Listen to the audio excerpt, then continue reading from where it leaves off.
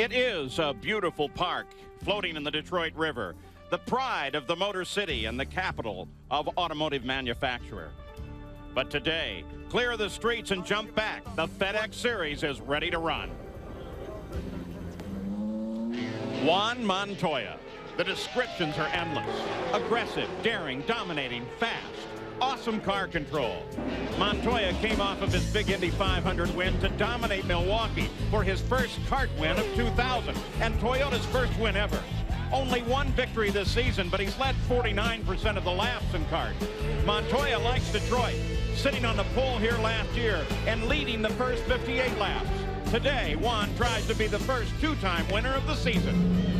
As the engines roar to life, the legend of Juan, the wonder kind, continues to grow. Evidence yesterday in qualifying. After Dario Franchitti had established a new track record, the final seconds, the final minute, this young man cranked out a lap that was identical to a thousandth of a second, the time posted by Franchitti. So what do? You go to the second fastest lap, and by 400ths of a second, Montoya earns the pole position. But he's going to have Dario Franchitti right along, side by side, as we start this race at Belle Isle. Montoya's rival last year, Dario Franchitti, has struggled in 2000. In 6 races, only 1 podium, a second in Japan. Now back to a temporary street circuit where Franchitti rules, winning 5 times in the last 2 years. The Scotsman is the defending champion of this event, and he hopes to make it 2 in a row on Belle Isle. And for Dario Franchitti, we talked about the fact that he lost that tiebreaker yesterday for the pole position to Juan Montoya. But it's the second time that's happened with Juan. And of course, just look back to the race. The last race of 1999, he loses a tiebreaker for the driving championship. So I asked Dario, well, you got off to a slow start. What about the championship for 2000? He said, well, I'm only 31 points behind as they take to the track behind me. He says, 31 points on a racetrack like this, I can make that up in a hurry. The street courses of kart are literally canyons of concrete with the walls inches away. A very intense race where 1 lapse in concentration will end your day. The FedEx Series is ready to take to the streets for the 2nd time this season, and they're still searching for their first repeat winner. Hi, I'm Paul Page with Parker Johnstone, and this race is always a very tactical race, full of strategy that teams and drivers have to work close together. But at 197 miles, well, that's a very interesting distance. Well, most people agree it'll be a 3-stop race, 2 full stops and a splash and go. The strategy comes in, do you split the drivers if there's an early yellow, trying to gain track position at the far end looking for the checkered flag? And to add to it all, there's the possibility of rain. That's good, though. We can race in the rain here. Well, the rain would make for even better racing here at Belle Isle. And look for some new names in the top 10, even the top 5 if the track's wet. We're about to see how this game will be played.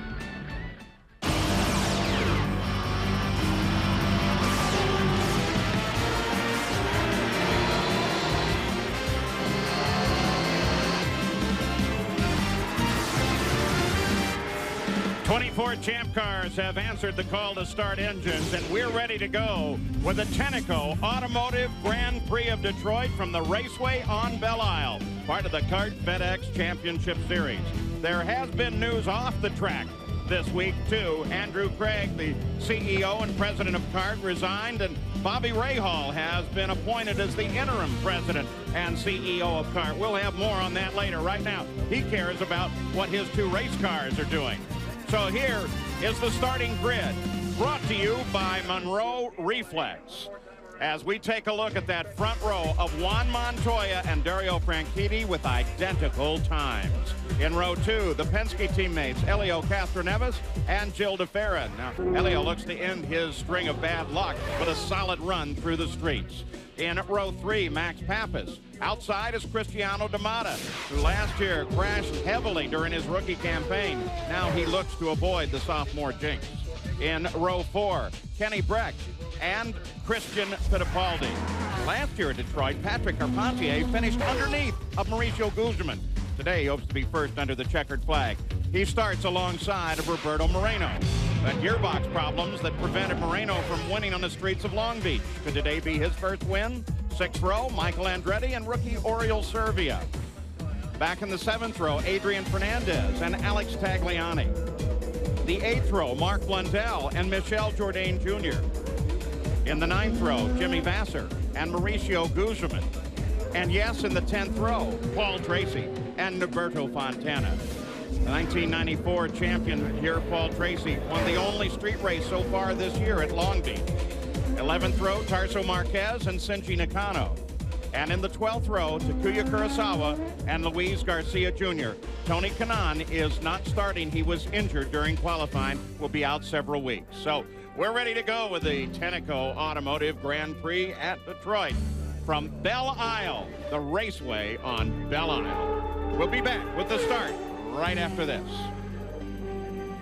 The warm-up laps continue on the raceway at Belle Isle as we prepare for the start for the Tenneco Automotive Grand Prix of Detroit. We mentioned the distance at 197 miles or 84 laps, going to make for an interesting day. Lots of surface changes. It's very bumpy here, physically very demanding on the drivers. Got plenty of onboards for you. Norberto Fontana, he'll start back in 20th position. A little further forward, here is Mauricio Guzman. I'll be riding along with Mark Blundell, of course. And up at the front, there is Juan Montoya. Now, we mentioned Tony Kanaan not being in this field. Gary, can you give us the further update? Kind of strange down here in pit road to have the luxury of this wide open space down here. This is the pit area where Kanaan and the Mo Nunn racing team was scheduled to be. Tony remains in a hospital here in Detroit. He had a compound fracture of the left arm, has had surgery. Dr. Olby says that he could be released as soon as tomorrow. He also has a couple of broken ribs. He has a minor concussion as well. Bottom line, he's going to be out of action for 6 to 8 weeks. Thus far, Morris Nunn has not yet named a driver, but he plans to be in competition next week, a week from today, at Portland International Raceway. Jan? And Gary, there's certainly nerves for the drivers out on the racetrack, but also for the crews, because Parker told us they're not sure if it's a 2 or a 3 stop race. There's nervousness here. Also, if you can't pass on the track, you got to do it on pit road. A lot of tension down here for these crews. And in fact, passing on the track is the tough part. Really only one solid place. Going down into turn 3 where they're at 185 miles an hour, they're hard on the brakes.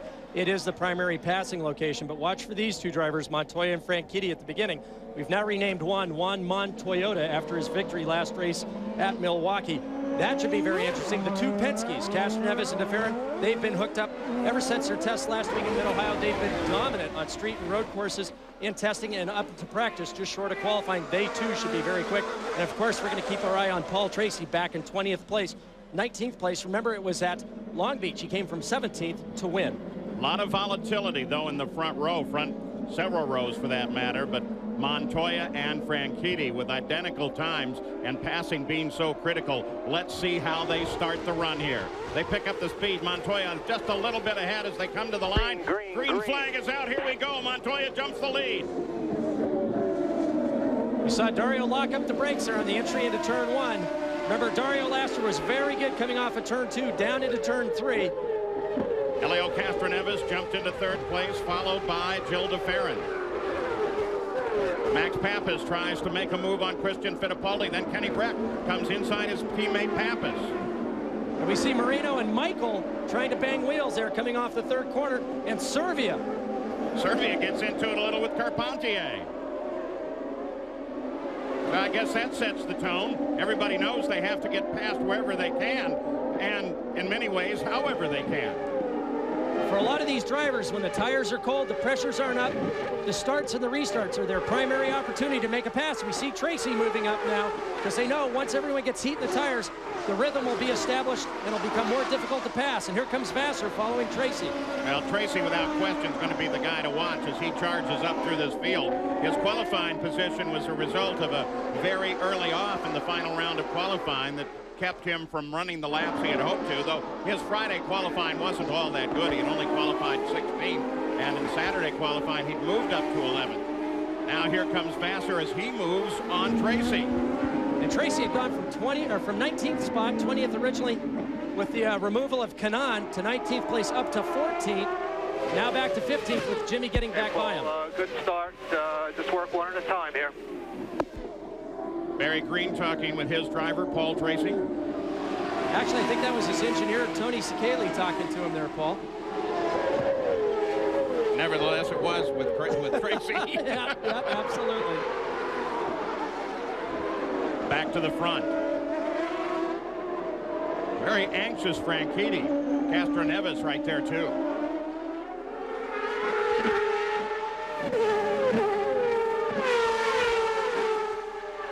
You can see how this lead 3 group of cars is pulled away.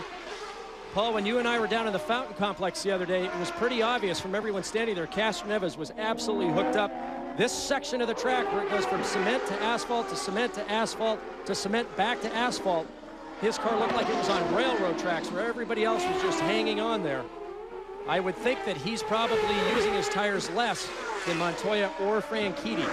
And look how the front 3 have now pulled away. Montoya, Franchitti, Castroneves. Then a bit of an interval back to Gil de Ferran. We talked about fuel strategy. The guys in the front are obviously pushing very hard. Montoya and Franchitti both get exceptional fuel mileage while driving right at the limit. Farther back, we know that Fernandez, some of the other drivers, if there's a yellow early, they'll be in, trying to go off sequence to try to gain track position towards the final stages of the race. Cristiano D'Amata now beginning to work on Gil de Ferran back in 4th place. You see them, they just came off the corner behind the top 3 here. D'Amata had that just horrific crash last year, and they since last year have moved the section of barrier, the opening that he crashed into.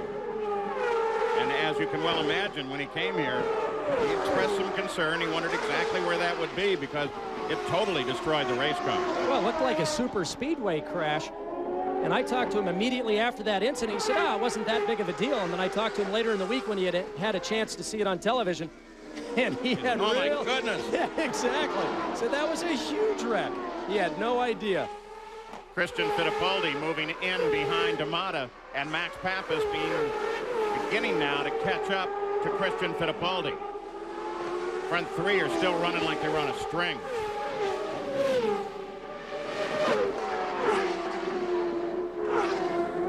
We'll go back to the front of the field and go on board with Juan Montoya, who has clear sailing for the moment. Oh, look how hard Franchitti's pushing there. You can see him lock up the rear brakes. Right now, Montoya, the only driver in the 1-minute 17-second bracket. Everyone else in the 1:18s down to 6th place, then 1:19s and 1-minute 20-second range. It's a blind downhill corner with a big drainage ditch right here. Transitions from concrete to asphalt. 180 miles an hour down this back section. They break on the diagonal, blind all the way around the sweeping right-hander, then downhill. They have to stand on the brakes, 2nd gear. Now watch, concrete, asphalt, back to concrete, very bumpy here, asphalt, concrete, asphalt, back to the concrete. Makes it very difficult to balance the car there. We're alongside the Detroit River, get a glimpse of Canada. Windsor, Canada, just off to the left. Now he turns back, and this sends him actually north and heads for the final turn. And sweeps across the line. Back into the first turn for Montoya. The leader by a bare 9/10 of a second.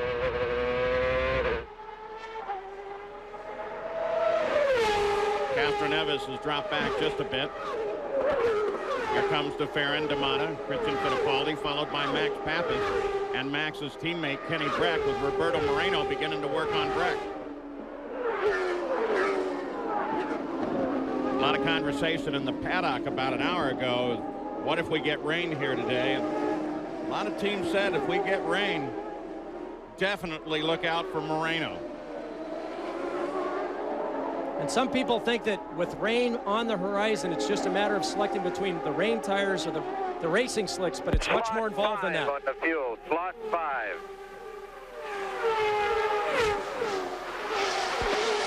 Jim McGee talking to Roberto Moreno. What he's telling him there is to back off on the fuel position to try to conserve fuel. They have a rotary dial that they can dial back how much fuel the engine is consuming, how much horsepower it's making. So already some of that strategy beginning to play, eh, Gary? Yeah, in fact, we're hearing that as a common theme up and down pit road. Now that they've settled in, fuel conservation seems to be one of the key words. We've talked to several crew chiefs, and almost everyone's in agreement. If you don't get yellow, if this race runs under green, it's very close on the current fuel mileage to make this a two-stop race. This race is longer by several laps than it's been in years past, and so now it makes it very interesting, as Jan was alluding to, and as Parker mentioned, you get an early yellow, then you may see guys go off cycle. But right now, fuel conservation seems to be the prevailing theme. Jan? Yes, Gary, and what they're shooting for is about 1.9 or 2 miles per gallon so that they can fit into a two-stop window. But some of the drivers are saying that they just don't like to race that way, where they have to get and turn the fuel back and try and save as much as possible. One of the suggestions that some of the drivers are mentioning is maybe we should take these adjustments out of the cockpit. If we did that, you'd have to make your choice prior to the race. That would increase the strategy, at least for the crews, and the guy could just stand out the whole way with whatever he had. 11th place, there is Oriol Servia with Patrick Carpentier and Adrian Fernandez closing on him. Should it rain here today, Servia, who has only limited test time in a Champ Car anyway, despite being last year's Indy Lights champion, has never raced in the rain in one of these. In fact, they didn't get it done in a Lights car. The last time he was able to race in the rain was several years ago when he was racing in Europe. So he was a little apprehensive about what it might be like to run on a heavy car in the rain here in the raceway at Belle Isle. Now, this is the 5th race that Juan Montoya has led this year. In all 5 races, he has led the opening lap. Speaking of that opening lap, we want to take you back to it just a second. Back at the Tenneco Automotive Grand Prix of Detroit, no change in the top 10 since we've left you, but this is a change. Mauricio Guzman in trouble. Jan Vikas? Yes, he's come on to pit road, and as he arrived on pit road, he said on the radio, it feels like it's on 7 cylinders. They've looked over the engine and not seen anything obvious. So you're going to replace both of Gary, right? When he says replace both of them, that's the electrical boxes that they've taken the side pods off to see if they can get power back to this Mercedes power plant for Mauricio Guzman. On the race course, It's about Montoya. 15 minutes to do that anyway. That was Mauricio himself. Montoya is pulled out now 2 seconds away from Franchitti. Castroneves still sits in 3rd, followed by DeFerrin and Cristiano Tamada. You were talking, Parker, about the possibility of rain. Well, and it's just not a matter of putting on rain tires or deciding if to stay on slicks. You can see how bumpy it is here, but the cars are very stiffly sprung, very stiffly dampened to try to keep the undertray, the underwing of the car, producing as much downforce as possible. If it rains, these cars would just take off like they've hit glare ice. So it's a matter of suspension adjustments, which they've had to determine beforehand, and obviously everyone's gone for a dry setup. But even on rain tires, it would be very difficult to negotiate this slick concrete surface with these stiff chassis around Belle Isle. All of the fastest laps thus far have been run by the top 3 front runners, with Montoya having the fastest 3 laps, but he's running about 110 miles an hour, and that's not running in traffic. Since he qualified substantially better than that at 115, right there shows you all of the economizing that's being done right off. Well, plus they've got over 200 pounds more fuel than they ran in qualifying, running full 35 gallons worth. Plus, you've got to remember, these tires have already done their optimum laps during qualifying, and in particular, Montoya had a number of goes on his tires, whereas Franchitti was a little better off with his tire wear during qualifying. So certainly they won't be near the pace that they were during qualifying. Gary Gerald. Just a quick update relating to the fuel conservation mode. We said that's a prevailing theme, but we've also heard a couple of indications to Dario Franchitti in particular. Use the button, that's the overtake button, where you run full rich, but in only one designated area. They say turn 3, which is the best passing opportunity, end of the front straightaway. We've also heard for Roberto Moreno, he's been told use the button anytime you need to. So they're gambling a little bit, hoping that that little extra squirt of fuel, the extra horsepower, may enable them in the right situation to gain a very precious position. And what a driver's looking for is for the driver in front of him. Wow. Just go to opposite block. No problem. I can handle it. But they're waiting for the driver in front of them to make a significant enough mistake where they can hit the overtake button. It goes to full advance on the timing, full rich on the fuel to try to get by at the end of the long straight going down into turn 3. Kenny Breck into the pits. This is early as well. This is on the 10th lap, Jan. Yes, and they were going to make a routine stop, but now the cart officials are pointing to the left rear of the car and say, you guys are done. So I have a feeling that means that he must have brushed the wall. I'm taking a look underneath. Yes, they have a bent lower A-arm Kenny Breck is done for today. You see Michael Andretti coming from an odd position. He had a quick spin and is now coming back up to speed. Doesn't look like he touched anything. We'll go back and take a look at what happened to Michael Andretti.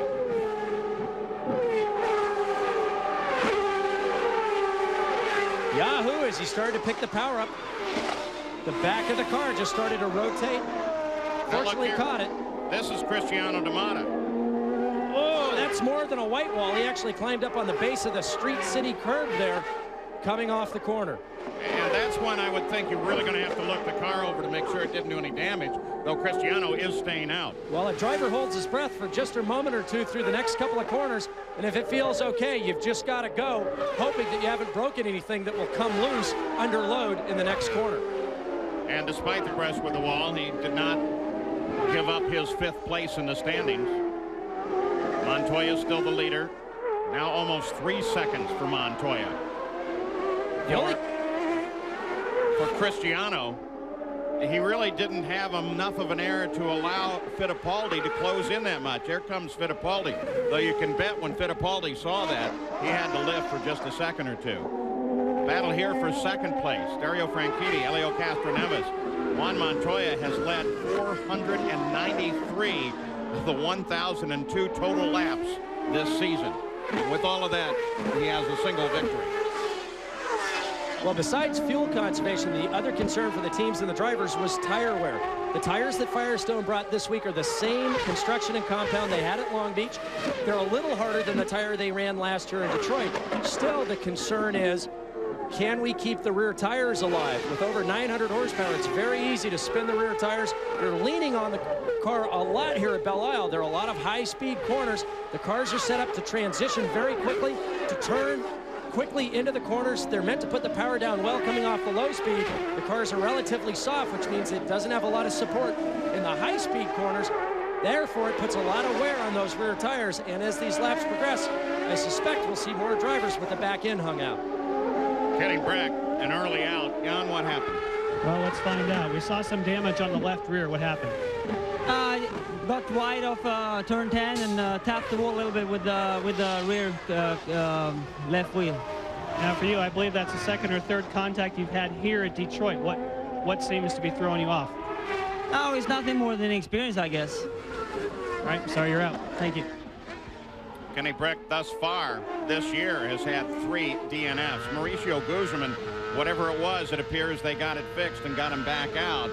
But, of course, the time in the pits on this course cost him dearly. He runs in last place of the cars on the track. Breck, of course, will be scored for last.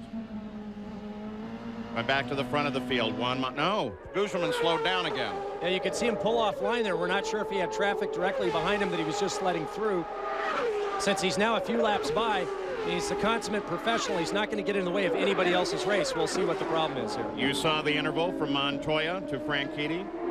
The clock says it's 3.38 seconds. But Franchitti now has to seriously worry, I would suspect, about Helio Castroneves.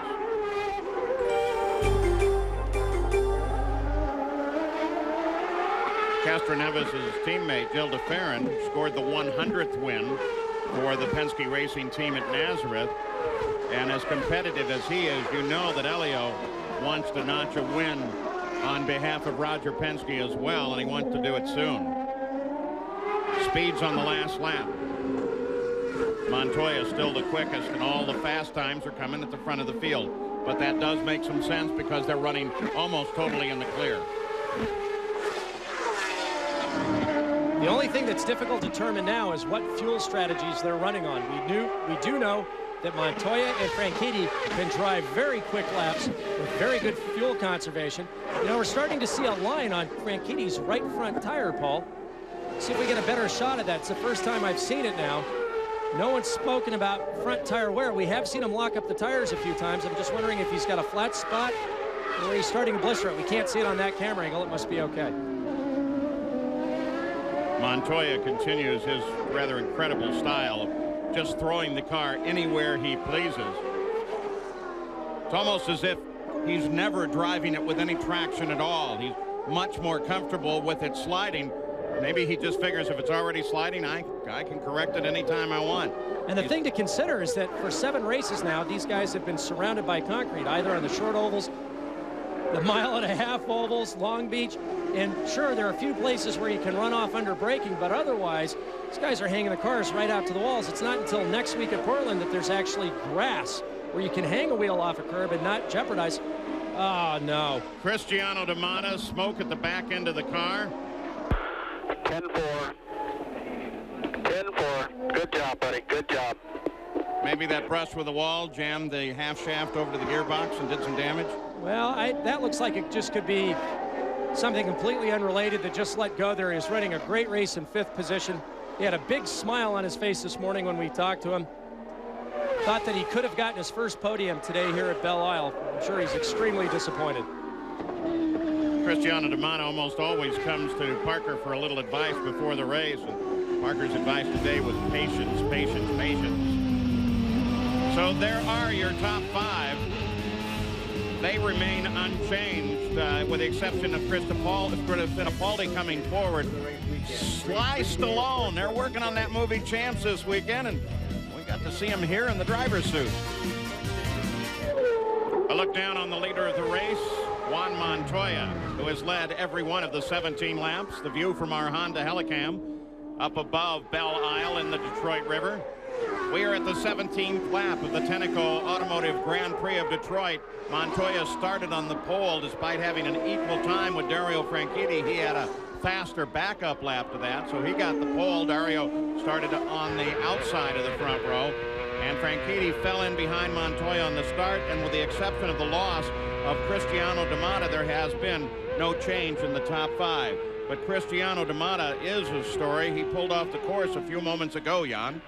Yes, and I checked with his team owner, Cal Wells, and he confirmed that, in fact, it was an engine that let go for Cristiano Damata.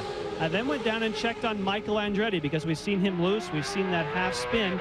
Checked with Peter Gibbons, his engineer, and said, why has it gone loose? They're not sure. The next pit stop, they will lower the tire pressure. Gary? Sean Smith is one of the fuel vent guys for the Penske team, and if you look closely inside their helmet, you'll now see the addition of these 2 little LEDs right here. They're trying a new device this week.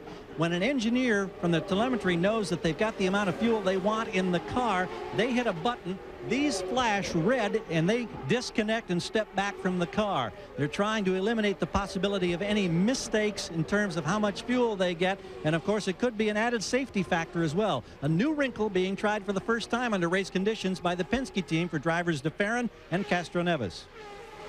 For some reason in the past 2 years, the pit safety has become subject of much discussion. Patrick Carpentier with Adrian Fernandez working on him, and Carpentier trying to close on Oriol Servia. There's all 3 of them, Servia, Carpentier, Fernandez. That's a battle for 8th, 9th, and 10th position. Carpentier had quite a week. He got to race a Canadian Air Force CF-18 Hornet. And you know what?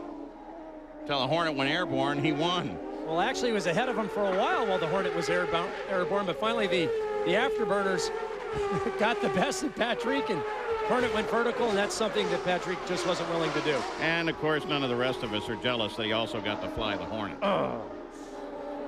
Back to the front of the field, Montoya, 3.5 seconds now ahead of second place Franchitti. Let's just ride with Ron.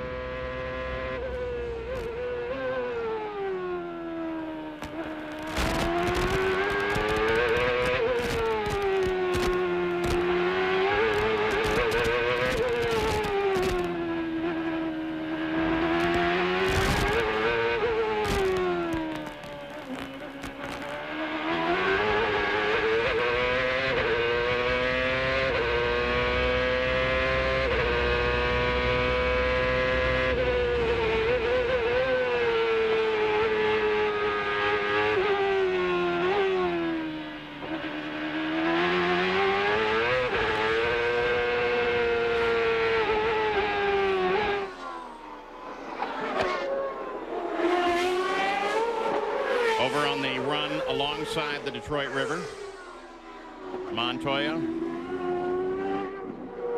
and the right right-hand turn that brings him back to a sweeping start-finish line. You can see the marbles starting to build now offline. We didn't see that at Long Beach. The Firestone engineers were hoping that the same thing would happen here, but you can see offline the dark pebbles forming on the outside of the track. It's going to make passing very difficult on the restarts. Jan Beekes. And Parker, that is interesting because it is the exact tire that they ran at Long Beach. So the only difference would be the abrasiveness of the surface. The downforce level is higher on the cars here, but it's amazing how you have a different racetrack, exact same tire. One has a little bit of marbles, the other has none. Al Spire and the Firestone crew, they have an idea of how to reduce the marbles even more in the future, and it's a simple solution. Take one set of tires away from everybody every weekend. We'll see how that plays. Coverage of NHRA drag racing, the Pontiac Excitement Nationals from National Trail Raceway in Columbus, Ohio. Coverage on ESPN2. For more, log on to ESPN.com. Part of Go Network, go.com. Well, it is Father's Day across the country, and Mark Blundell's 13-year-old son, Mark Jr., is up from their home in Phoenix, Arizona, and is able to watch his dad go racing here today. In fact, there are quite a few father-son combinations both in the field and many of the kids here. Michael Andretti's son Marco is though back in New Jersey racing his go-kart. So Cristiano D'Amata out. The first report was an engine problem, and maybe Jan Beekes can find more out right now. Well, let's find out, Paul. We saw you climb up on the curb and hit the wall a little bit a few laps prior to that. Did that relate at all to the engine? No, the car was running normal. What happened was the engine. After that, the car was still running normal. I did my fastest lap after that thing. It was just some problem. We still don't know what it is. Okay, thank you. Well, that's a good question then. In not knowing, Alberto Fontana, routine stop, he makes it on the 23rd lap. So if the engine just had a problem,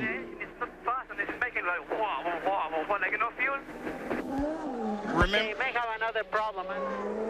John Della Penna and Alberto Fontana, that is, of course, the same engine that's carried in this car, the leader, Juan Montoya. But Toyota has made such great gains this year, not only in drivability, which is why we're seeing them do so well on street courses, but also on reliability. They've taken a page from Honda. They've worked on the transient dyno nonstop. They knew that they were producing good top-end power, but they knew that they had to be reliable, that they had to have good power all the way through the RPM range. So I'm hoping it's just an isolated incident in Cristiano D'Amata's case, so it won't affect Juan Montoya.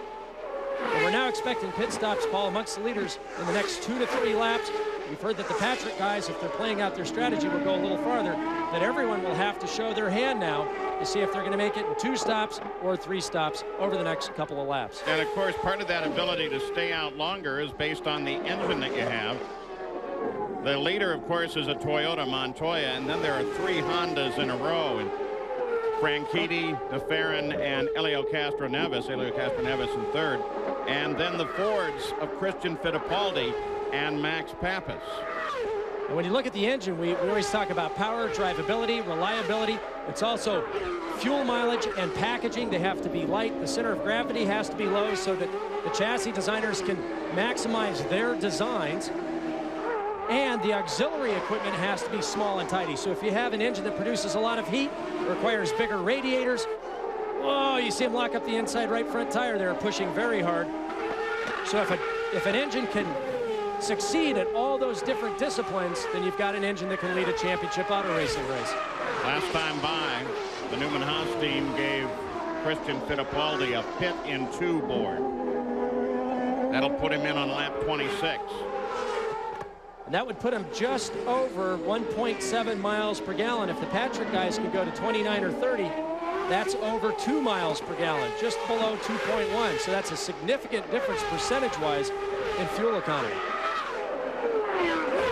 Remember inching forward at Long Beach and finally leading the race, Takuya Kurosawa? Well, he's come a little bit forward as well. Kurosawa is now running 19th. He started 23rd.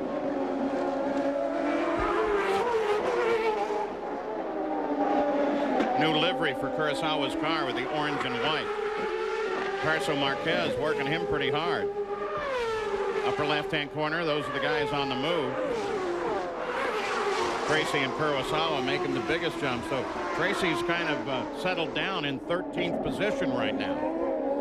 But we can see Tarso working the back of Takuya, and the problem is you can't get very far offline, otherwise those marbles will adhere to the top of the tires, which are running about 180, 200 degrees in skin temperature, and all of a sudden you're running on other people's rubber and the handling goes off. It can take 2, 3 or more laps to actually burn that back off, making it very, very difficult for the driver to take a chance to try to make a pass.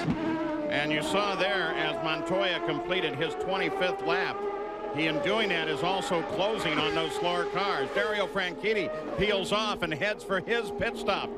Gary Gerald. We were wondering if Montoya would wait and take another lap. Now Montoya's crew is out as well. We may see the leaders in tandem. They're in adjacent pits. You've talked about how tough it is to pass. Here's where you can make up spots. Franchitti is in. Montoya has gone another lap. Waiting for the fueling. This has taken a little bit longer than they may have hoped. About 13 and a fraction seconds on my clock. We'll see Montoya on the next lap.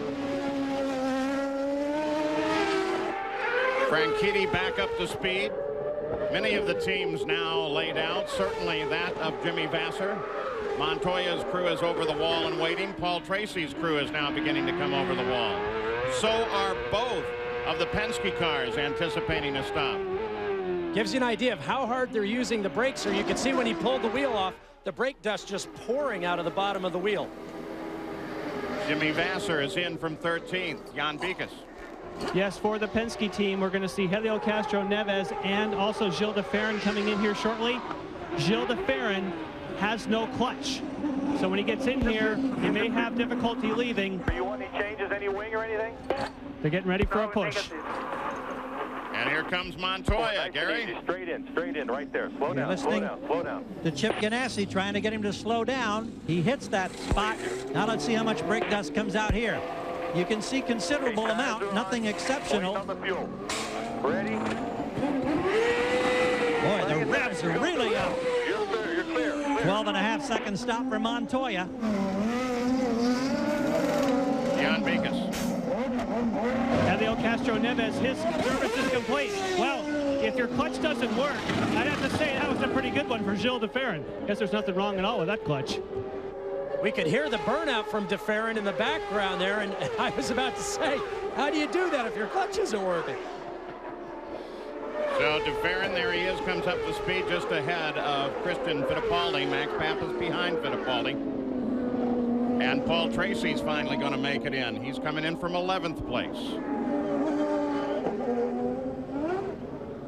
We're watching from a pit away as they service Paul Tracy's car. You can see significant turning there on the left front of the wing. Couldn't get a good look at the right front. Tracy exits and gets back on course. Now Montoya, Tracy, and the Penske team. Oh, Garcia Jr. has pulled off the edge of the course. And it's right behind the same parking place that Cristiano D'Amata has pulled off the course. I was about to say that Montoya is the last pit out and literally only a few feet from the race course, so he can hammer it going out of the pits. But then too, so can the Cool Team Green cars and to some degree the Penske cars. But it is interesting. One quick spin by Shinji Nakano there. Oh, be careful coming around. Stand on it. Oh, not quite like that. Well, did he get away with it, or is it bent? No, he bent that. It's bent. He got the right rear end plate there, and then he stalled it. Well, it was spectacular, though. It looked good for a second. So Shinji Nakano, that's a problem. It's going to no doubt take him out of competition. Look at it once more, Parker, here. Maybe figure out how he got into trouble. You can see he just carried a lot of speed in there, got the car rotated on the entry, and if he would have picked up the throttle, which is what you normally would have done, it would just carried him into the outside wall. So he did the best thing. He just got the clutch in, kept it running. He was just looking for an opportunity to snap it around. He just went a little too far here before he did it. Good little dodge by Adrian Fernandez, who was staring right at the side of the car and was able to dart left and get around him. Montoya, of course, continues the lead. The pit stop worked well for him. Helio Castroneves was able to get out into second place behind Franchitti. Or second place ahead of Franchitti, I should say. There's Castroneves, and there comes Franchitti. And I think the person we really want to keep our eye on now, Paul, is Paul Tracy. He was really one of the only drivers to make a significant change to his car. We saw him put in just a ton of front wing. He had come in 12th, and I would think now with this car working much better that he should be able to move forward, because we saw that Montoya, some of the other drivers, made no aerodynamic changes, which means they're pretty happy with the car. They may have made tire pressure changes, but that's about it. So watch for Paul Tracy to continue his march forward. And Gary Gerald, story on Michael Andretti. Well, he's going to be summoned to the pits if he hasn't already. He had a major pit speed violation. Remember, the speed limit is 50 miles per hour. Apparently, he inadvertently disengaged the pit limiter. Somehow, he was clocked at 6.3, 63 miles per hour. He's going to be back on pit road shortly. Well, that's a ticket. Well, and the problem is, if you disengage the button, you're hard on the throttle. By the time it disengages, you push the button in or lift off the throttle to get it to slow down. The car easily jumps 13 miles an hour. It's something that you've got to be very careful, and you've got to remember, you've got push-to-talk radio button, you've got the overtake button, you've got the pit speed control button, and if you grab the wrong one accidentally, that's all it takes, and you're in and out and way back in the order. Remember the old game, button, button, who's got the button? He had the wrong one. And we could see the lights on the safety truck there. Here comes Adrian Fernandez, who by not pitting has moved up to 4th. But remember, this is a strategy for this team, John. We're hearing to John Ward on the radio. That's your fuel. And when they say reset the fuel, you reach up to the dash and you press a button so that you can tell exactly how much fuel is on board. Clear, go, go, go. Doing a good job, Adrian. Doing a good job. 11.9 seconds, and their fuel strategy certainly seems to be working, but it all depends if they catch a yellow. And right now, Adrian Fernandez is really the only one of the top drivers could do this in 2 stops if it stays green. A good pit stop never seems to look hurried. And that was a great pit stop for the Patrick Racing team. There are your top 6 after 30 laps in the Tenneco Automotive Grand Prix of Detroit. The view of Roberto Moreno's stop. This FedEx vignette focuses on technology. Computers are a major part of the 21st century, and the racing world is no different. FedEx uses computers to track thousands of packages all over the world. They can download information in a matter of seconds to find out where a package has been and where it's going. On the CART FedEx Championship Series, the teams use computers and data in much the same way. They download information of more than 100 elements from the race car for making changes or finding problems. The teams evaluate RPM, amount of grip, speed, throttle position, and a host of other elements to evaluate chassis, motor, gearbox, and driver performance.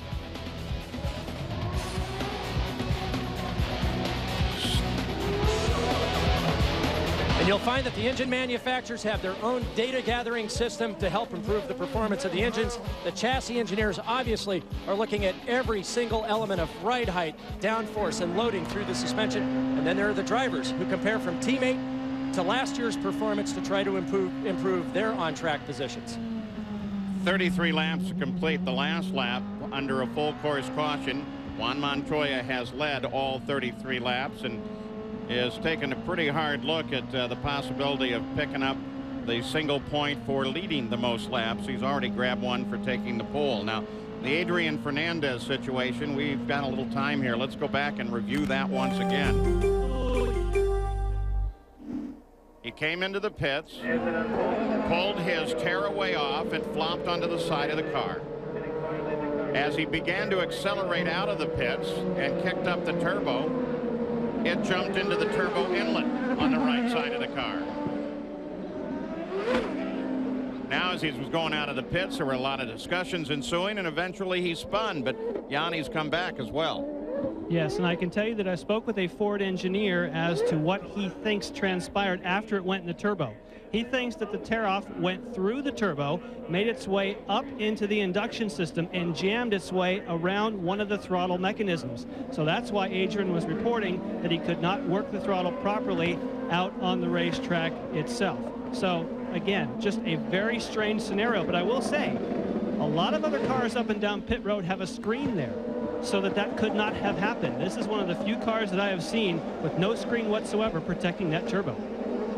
And once again in racing, it's a little piece that probably costs 30 cents that can make a world of difference. Max Pappas, his car owner, Bobby Rahal, this Friday was appointed the interim chief executive officer and president of CART to replace the resigning Andrew Craig. And we asked Bobby Rahal what his vision for the future is and what may be most important to work on. Of course, Indianapolis, the situation that's in that faces open wheel racing now in the last 5 years or so is maybe job number one. Obviously, we have to get our schedule out, and that's pretty close, I think. Creating or building good relationships with our promoters, all of our constituents, really. But I think with the people we've got, and maybe with the right direction and enthusiasm and motivation, we can get a lot of those things done. All of the previous CEOs have had business backgrounds without racing backgrounds. Bobby Rahal, of course, is an excellent businessman, but consider his enormous racing background. Is that going to help? Well, look at his qualifications. A three-time CART champion, an Indy 500 winner. As you said, a very successful businessman away from the track. He owns a team, so he understands the position of the drivers, the team owners. He has a vision for this series. Certainly, he meets all the qualifications for someone to lead this organization. I wonder if it means that Dave Letterman will come in and run the team for him. Ready to go green once again as Montoya picks up the pace. Montoya, Castroneves, Franchitti, DeFerrin. Oh, look at Serbia as he battles with Moreno. Whoa. I tried that a few years ago, and I couldn't make that work. You'll see him pushing very hard on this restart because this is one of the few opportunities they'll have to get the job done. And Serbia pushing hard again, this time inside of Kurosawa. Pushes Kurosawa off to the edge of the track. He maintains control. Mark Blundell had an off. And Tracy's moving up as well, trying to make a run on Moreno. On the restarts, when you're in closest contact, look at this. Tracy has to lock it up as he tries to get inside of Roberto. Well, Roberto had to go offline. I'm sure his tires are cold. He got some pickup, and so he was very defensive, trying to keep Paul behind him. Mark Blundell is now totally off the course. And with a dead engine, he's waiting for some help there. Yellow flies only in that area of the course at the moment. We're waiting to see whether or not they go yellow all the way around, but it didn't look to be that precarious a position. Yep, there you can just see him in the background there. He's off to the side, possibly with no damage. If he just got a little wide, if they can get him restarted, they'll be able to get back in the race, but unfortunately a lap down. Those restarts are so important on a course like this. And look at Serbia, Paul. He just went out of the picture there, but now Serbia is attacking Pappas. And then you have this group headed up by Kurosawa. There is Serbia, and he's behind Tarso Marquez and trying to get around Marquez so he can go after Pappas. And he caught Tarso at exactly the wrong point. Pappas was able to get under Tarso under braking, but there we see Tarso go out a little wide to allow Serbia to slip underneath. Nice bit of driving there. So CART rookie and Lights champion Oriol Servia from Spain now beginning to work on Max Pappas. Blundell's situation, we'll replay that for you.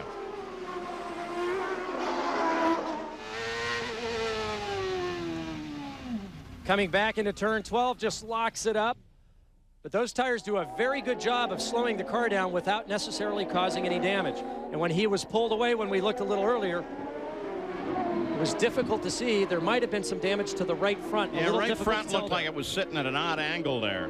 Why does it run just straight off like that? Well, at the end of all these straightaways, even the short ones, you want to give the drivers the opportunity if they do get in a little too hot to have the opportunity to not have to be forced to make the turn and end up against a concrete wall. Adrian Fernandez involved in one of the most unusual situations we've ever seen. Jan Beekes, can't imagine he's laughing about it. No, it was a very unique situation. Certainly. Have you ever had a tear-off going to turbo before? No, never. That was very unfortunate. You know, we were running really well, and I think we came out on 8th in that position. I mean, out of the pits, and then I tried to put the power, and I was like, it was something inside the cockpit that it was, you know, avoiding me trying to put full power, and something was wrong, and John, my engineer, was telling me to, you know, to flip it a few times. So that was what I was doing, and coming into that corner, you know, with cold tires, I was trying to do that, and suddenly it went full.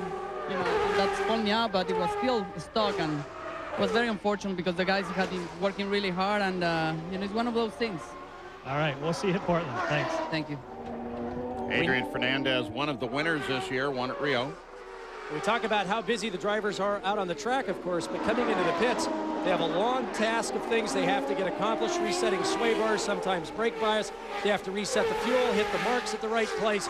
And the tear-off is one of the things that the drivers do either usually on the way in. I used to do it just on the way out. One of the reasons is to make sure it blows clear of the car.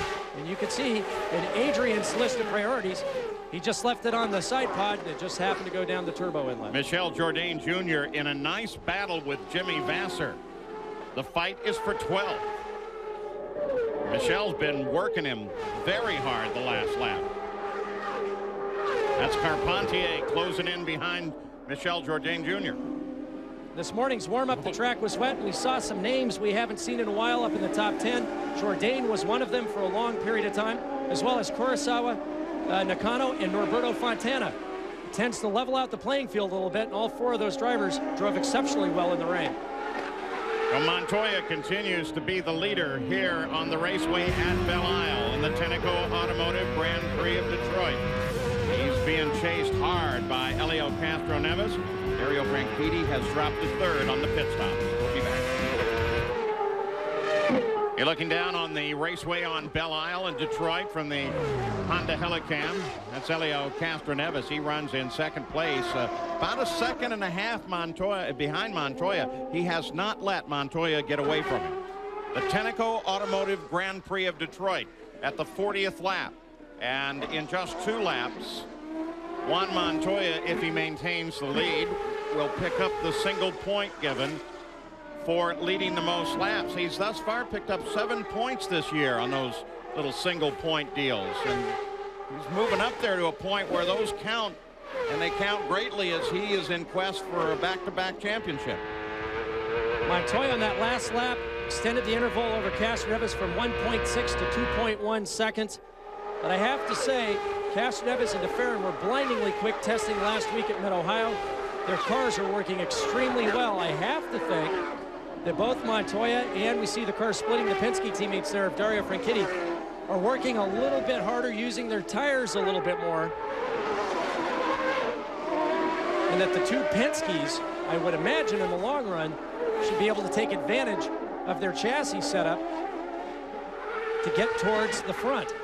Roger Penske has announced this year that he was going to Reynard. He, in fact, did go to Reynard, but Parker, it's a Penske Reynard. It's beginning to look less and less like a Reynard every race. Every race we see something different on these cars. We were calling them Renskis or Pinards. We're trying to figure out at what point during the season do they actually become Penskes. But the side pod shapes, the rear deck cowling, and the obvious things you can see with the bodywork are very different now than a standard Renard. We know that they've made some modifications, installing the engine and the transmission at a different angle than the other cars. And we're pretty sure that the suspension geometry has also been altered. Both Elio Castroneves and Gilles DeFerrin, 2nd and 4th place with those chassis. Franchitti sitting in the center there. Back now with Jimmy Vasser, Michel Jourdain Jr. and Alex Tagliani. 3-way battle for 12th place.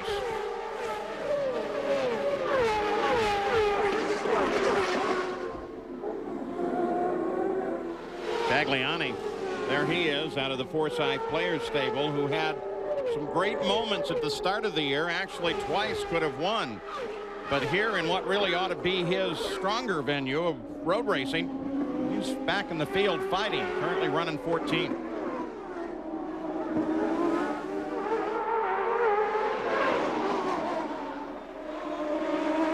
This is the tightest battle on the circuit. Vassar, Jourdain, and Tagliani. And Jourdain having a difficult job here trying to gain ground on Vassar, but at the same time having to check his mirrors. We can see him looking from side to side, trying to protect himself from the attacks of Tagliani. It's much easier to be the attacker. It's much easier to be in Alex's position than to be in Michel's position. With the 43rd lap now complete for the leader Montoya, he does pick up that extra point. And if you're in Jimmy Vasser's position, all you're hoping is that Tag will distract Jourdain long enough so that you can just focus on trying to catch the car in front of you, which is Michael Andretti. We can see the marbles getting thicker there offline.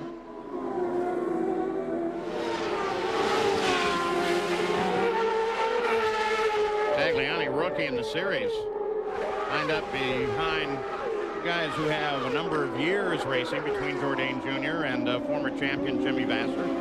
So at very least, he's getting a great education here.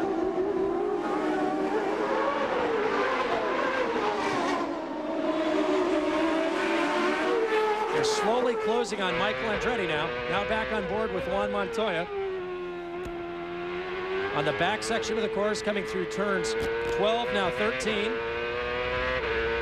Top gear here, 175 miles an hour, flat out kink, slightly off camber, pass, start, finish. Let's go to Gary Gerald. See Helio Castroneves in car number 3 for Roger Penske, second place. They keep telling him to keep working on that fuel mileage. They want to get 2.2 miles per gallon. And that's tough to do around this place and still run with the leaders at race pace. Remember now that Montoya and Castroneves both pitted on lap number 27. To make this a two-stop race, you basically have got to do it 28 laps each time. 28, 28, 28 gets you to 84. That's the race distance. So that's a big key right now for this team. I would think it'd be almost impossible to run fast and go 2.2. Well, 2.2 miles per gallon gives you nearly 33 laps under green conditions. Remember, Castroneves drove a brilliant race at Long Beach, holding Vassar behind him. Tagliani finally gets by Michel Jourdain Jr. while getting great fuel mileage.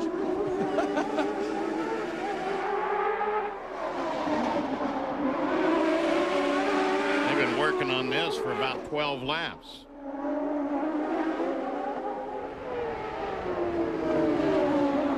Very clean pass. You can see just carried a little bit more momentum going down to turn 3. Got inside. Jourdain maintained his line. And now we can see the Tag was clearly quicker than Jourdain as Jourdain is starting to fall back away from this battle with Vassar. Well, now Andretti, Vassar, and Tagliani. Yeah, that one's closed up pretty good now. Tagliani beginning to work on Vassar, who is already working pretty hard on Michael. Here comes Michael, Vassar, Tagliani. They've got slower traffic ahead in the form of Tarso Marquez.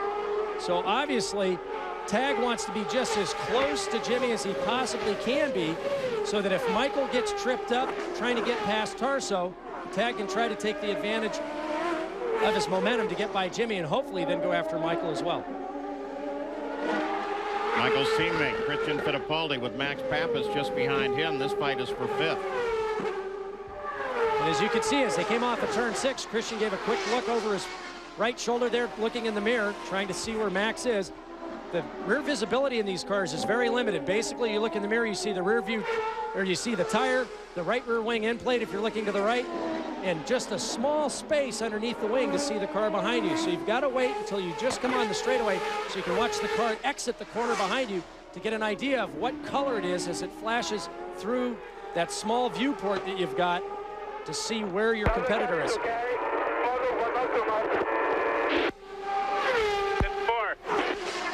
Max Pappas, but did you understand it? I'm glad his engineer could understand it. Parker, we had that report from the Penske camp about the fuel mileage needs for Castroneves. Now, Roger Penske has told Gilles de Ferran that he's doing fine on his fuel conservation and his mileage. I want to ask you, how much does driving style influence fuel mileage? Well, it's everything, Gary, because it's how soon you lift off the throttle on the way into the corners, how high you rev the engine on the downshifts. If you ride with someone like Montoya, even though he gets great mileage, he's got the thing nearly on the rev limiter on every single downshift. And then it's how you pick the throttle up, how much discipline you have, short shifting the engine. In other words, not taking it all the way up to the rev limiter. If you do all those things well, you can actually get really good mileage, but then you have to push extraordinarily hard under braking and during cornering to try to keep your pace up. Then in keeping that in mind, do engineers, when they set their game plan for a race, take all of that into consideration in terms of race strategy? Well, they certainly do. Some drivers, like we're watching this battle between Franchitti now and DeFerrin, Franchitti can do that. He can lift off the throttle a little earlier, carry a little bit more speed off throttle, and not use the brakes. There goes DeFerrin. DeFerrin's got him. DeFerrin been working on that one for a while too, and finally. Good job there, good job. P3, nice and smooth. And that's a very. Go, 10 laps before we pit. That's a very difficult place to pass him coming into the first corner, and now. If Christian comes by to pick up the position as well, and look at Franchitti as he came off the corner with Pappas right there. Something's got to be wrong with Franchitti. I'm thinking maybe once DeFerrin got inside him, he got off in the marbles a little bit. He got some pickup on his tires, and now he's just hanging on, hoping that he can scrub that stuff off before Max attacks him. Max Pappas is right there and ready to work him. Max Pappas, Kenny Breck, they both drive for Bobby Rahal. Breck is already out of the running. He came out early. Max Pappas is right there doing everything he can now to catch and get around Franchitti. Just has been accomplished by Gil DeFerrin and Christian Fittipaldi. Bobby Rahal, the car's owner, is actually standing out in the no man's land, really with his CEO and president's cap. There was some question by some of the crews. Is that a conflict of interest with a guy with the level of honor of Bobby Rahal? It is not. Welcome back to the Tenneco Automotive Grand Prix of Detroit and our Toyota Spotlight. Just last week, the CF-18 of the Canadian Air Force and Patrick Carpentier, they're drag racing. And look at Carpentier. Till they got that Hornet in the air and cleaned it up, it was Carpentier all the way. That is so cool. And does it look like fun? He also got a ride in the Hornet later. And we're all just envious. Montoya in front, 3.8 seconds. But quite a bit has happened behind him. Castroneves, DeFerrin, Fittipaldi, they've all come a little bit forward, and DeFerrin and Fittipaldi got around Franchitti. And then while we were away, Max Pappas was able to do the same thing. There is Pappas as he got around, and Servia is now charging down on top of Franchitti. We're starting to get radio reports from Dario that it just wasn't an offline tire problem, but he thinks that there's something wrong with the car, that a shock has gone bad or he has some other sort of suspension problem. And look just behind him, Oriol Servia, then Roberto Moreno, and Paul Tracy, who is now 9th, having moved into the top 10. Carpentier is just behind Tracy. Gary Gerald. Quick conversation with Kim Green, who is on the radio and with the crew backing Dario Franchitti. They said the telemetry shows that all the tire pressures are up. He doesn't know if it was a case where he got off and got into some marbles. He said Dario did not say, but they're playing it pretty close to the vest, and obviously they're concerned. Jan? Yes, an update for Max Pappas. His situation is no news is good news, and that is that there's no problems with the car. He's getting good fuel economy. He will be pitting, it appears, as the same lap as Gil DeFerrin. When we heard Roger Penske say 10 laps to go, at the same time, that was the message to Max Pappas. So again, a quick pit stop could give him a few more spots. And we've got, Paul, excuse me for a moment, we've got a report that Dario has alarms going off of some type in the car. He's been told to ignore it. Telemetry here in the pits indicates everything is okay. Now that's got to be unnerving to a driver. I was about to say that Franchitti is under tremendous pressure from Servia, Moreno, and soon to be under pressure from Paul Tracy and Patrick Carpentier. They're all bottled up behind Franchitti. And there are engine alarms on the Pi dash or on the steering wheel, depending on the setup, so that if the oil pressure goes too low, water temp goes too high, the dash will flash, tell you what the problem is. If you reset them, it resets that limit another 5 degrees C higher, or you can hear him say he thinks one of the rear dampers is broken. And so you just keep resetting it. And when you're under attack, you think you've got a suspension problem. It's just one more headache that you really don't need. Damper being Scottish for shock absorber. Exactly. So how long would Dario Franchitti try to keep it out there? He's got everybody in the world lined up trying to get him. It's got to be a danger factor, an increased danger factor, because it's dangerous just to be out there, but increasingly so if he has a problem that's going to heavily affect the handling. And the problem you've got is that Servia can't stay in this position. He's got tremendous pressure from Moreno, from Tracy, from Carpentier, so he's going to try to do everything he can to get a pass done as quickly as he can, and hopefully place Dario between he and the guys behind him. Roberto Moreno tries to get inside Servia. Servia doesn't let it happen. It's one of those situations that when the pass is made, you're going to see a lot of different movement because everybody's going to try to take advantage. And I tell you, that was some real heads-up driving by Servia, because he doesn't want to get offline, but yet he doesn't want Moreno to come through. He held his line, he got to the apex, and he had to have a lot of trust in Roberto that Roberto wasn't going to come in there smoking the brakes and slide down the inside. Moreno's going to try to intimidate him as much as he can. But this young Catalonian, Oriol Servia, he's got an engineering degree, very, very talented, very smart, and obviously very disciplined. Some of us are still scratching our heads over this Adrian Fernandez tearaway going into the turbocharger intake. Jan Bikas, you've been following that. Yes, I had the opportunity to go up and down pit road and talk to each of the engine manufacturers and find out about those screens. It turns out that for Ford, Mercedes, and Toyota, they do not require the teams to have screens. Mercedes recommends it, but doesn't require it. Only Honda requires every team to run a screen on their turbo, so they don't have that exact same problem. Yeah, I suspect a new memo will be out before the end of the day. Here comes Roberto Moreno. He's going to try it again inside Servia. This time he really gets his nose in there. Servia gives him the room. Nice piece of driving. Paul Tracy comes in. Servia maintains the position. Good little battle now. Here comes Tracy. Tracy tries to come to the inside of Moreno. And he does get it done. That's just what I suggested. When one tries, it gives an advantage to one further back. And I tell you, Paul took a big risk there, because the problem is that Moreno was very much focused on Servia in front of him. Paul dove down the inside, and oftentimes that'll catch the driver you're attacking off guard because his focus is looking forward. Great driving by Moreno. Good move by Paul Tracy. Earlier that lap, you could see Servia looking left, looking right. He protected the line, gave Moreno room, but then took it right back.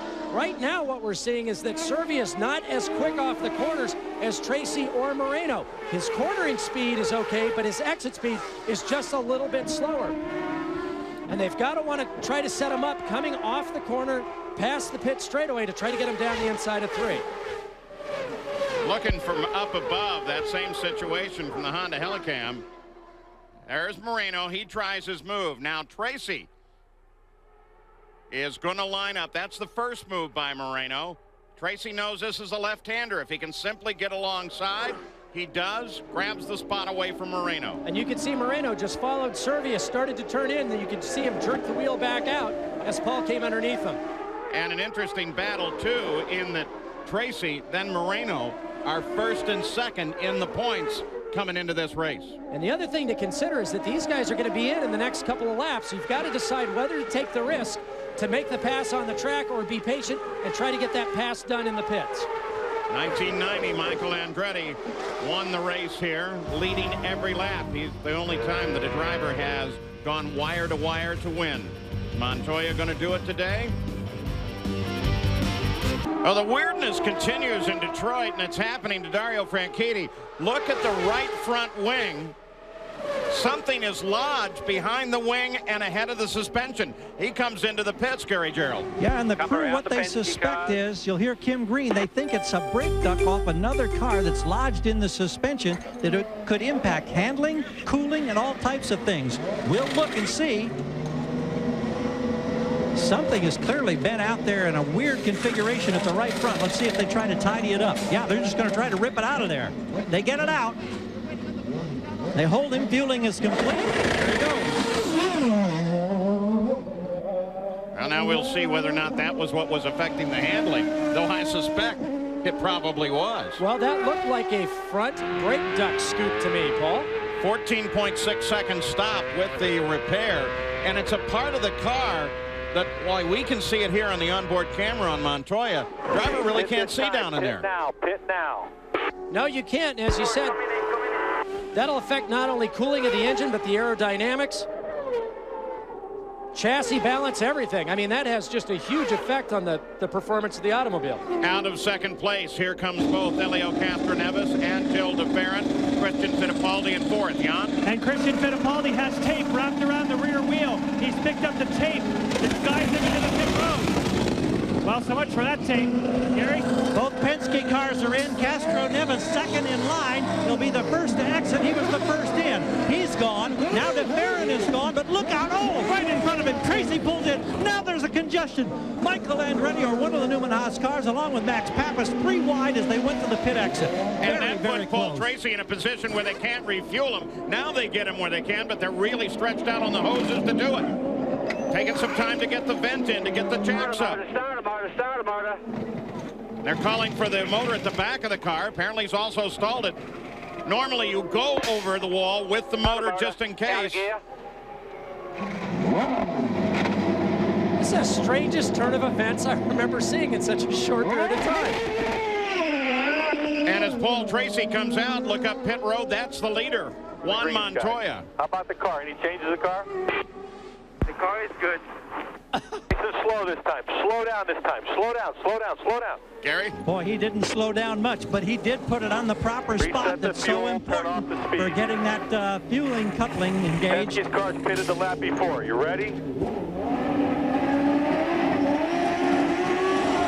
go, go. Good job. So Montoya out in 13.6. Patrick has kept Moreno out of the pits. Remember, the Patrick Racing team ran long for the first stop, and that should give Roberto Moreno the lead. Jan Pikas, Michael's in. Yes, and he's getting his routine service. Remember, they're using a new vent release that helps it not stick, and you can see they were easily able to clear the car as Michael Andretti's fueling was complete. A routine for Michael, who came in 10th, out in 11th. Here's de Ferran. Now, what we really want to watch here is Tracy. De Ferran gets around the mount, but Tracy's sitting at a bad angle. And that is concern over a crew member who may be injured. We'll get you an update on that. We're, of course, not going to speculate on that one. Here it is again, Parker, from the outside. And you can see he just came across de Ferran's bow. Yeah, and you can see him fall back here, Paul. Right front tire changer. Gary Gerald. Jeff Simon is the fueler on the Team Cool Green team that's being administered to by the kart safety team. He got back over the wall, and he obviously has got an injury here to his left foot or ankle, and they're addressing that at this point.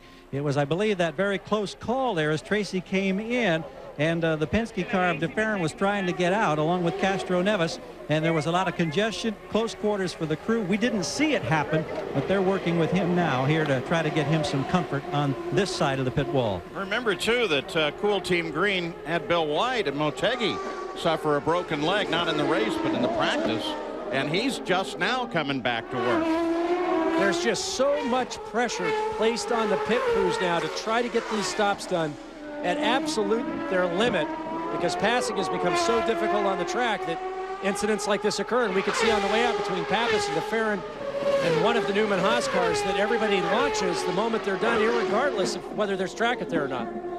So here's Roberto Moreno. He stays out. He is the leader of the race. We're not sure how many laps beyond the rest that he's capable of going, but he certainly proved he could go 2 on the first stop. Montoya came out in second place ahead of Helio Castroneves. Christian Fittipaldi was able to grab 4th, and here comes Roberto Moreno. Jan Pikas? And we will see if they decide to give this car all the fuel. And you can see when you're doing the left front, and in fact there's a little slight problem with the left front, but wow, that was a fast one for Moreno. Gives you a bird's eye view of what happens when you're out here on pit road. So you can make some time. Moreno keeping the speed limit here, now can come up to speed. That gives the lead back to Juan Montoya, followed by Helio Castroneves. But Paul Tracy, they're going to give a stop-and-go penalty to him. So next time around, one would expect Tracy would come in. Well, that would relate to that pit safety violation with a crew member going down. And you think about, I think this is, what, 3 straight races in a row where Paul Tracy has ended up having to have some kind of a penalty that has brought him off the racetrack into the pits. It'll put him way back in the standings. Yeah, he had a violation at Milwaukee 2 weeks ago that even this weekend he doesn't clearly understand. And there goes Paul Tracy back after serving the penalty. So it's Montoya, Castroneves. Roberto Moreno was able to slot into 3rd place, and Mark Blundell, they've been reporting that he may have some problems. So Juan Montoya gives up the lead only briefly. And Montoya slows down. Montoya heads for the pits. And Blundell gets in trouble. It looks like it's with Helio Castroneves and Christian Fittipaldi. Now, I think that's Gilles de Ferran, actually, Paul. That is de Ferran. And Christian saying, "What's up?" Gary. Apparently a problem with the rear tire. They are changing all 4 tires. They don't know if the differential may have broken somehow. So 2 conflicting reports. No, the official says no. Ganassi now telling him no. They're looking at the half shaft there, Gary. Montoya was saying the car feels really weird. If there's something wrong with the half shaft, that would explain weirdness. You could see the inner ball joint, the inner rings there that hold the half shaft to the gearbox have come apart. So Gary says that weirdness continues. Helio Castroneves took the lead, and he was not involved in that. That turned out to be Gilles de Ferran. We go to full course caution. Gilles de Ferran sitting there. Blundell saying, "Get me going. I want to get back." Christian Fittipaldi climbed out of the car and looked at de Ferran like, "What were you doing?" Well, apparently because de Ferran got up under his rear wing and gave him a bump. Well, you could see coming in there, it looked like exactly that, Paul. And then obviously there was no place for Blundell to go. He was an innocent bystander on the outside just trying to clear traffic there. So a good many changes, and very quickly they're going to get Gilles de Ferran underway. Now look at this, Parker. This shows you as he came into the corner. You can see Christian Fittipaldi trying to complete the pass. It looks like he actually comes back across and contacts the right front of Blundell with his left rear. De Ferran also trying to make the move when that contact was made. Okay, now as we watch, coming down into turn 12, watch Christian come down the right side of Blundell's car. He comes across, actually bumps Blundell. That catches de Ferran out, who's also trying to make the pass.